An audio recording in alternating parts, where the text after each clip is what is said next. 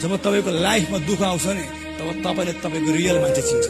तपाईको गोजीमा छप्प रोक्रा होस् त चिन्दैन, तपाई प्रख्यात बन्नुस् त जो पनि आउँछ छेउछेउमा।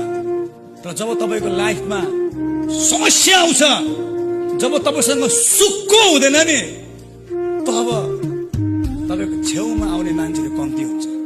याद गर्नुहोला, जब तपाईको जीवनमा परमेश्वरले मन तुम्हारे छोरी समस्यालाई हटाउनु हुँदैन नि त्यो टाइममा तपाईको जीवनको ढोंगी मान्छेलाई परमेश्वरले हटाउँदै गरेको हुन्छ। चिनिहाल्नुस् ऊ तपाईको होइन भने। म त यहाँ साथी भनेर आम्मा हो बाबा हो हिरो भएको छु, फिदा भएको छु, यार ज्यानै दिएको छु, बुढीको दाया शुद्ध काट्नु गइरहेको छु।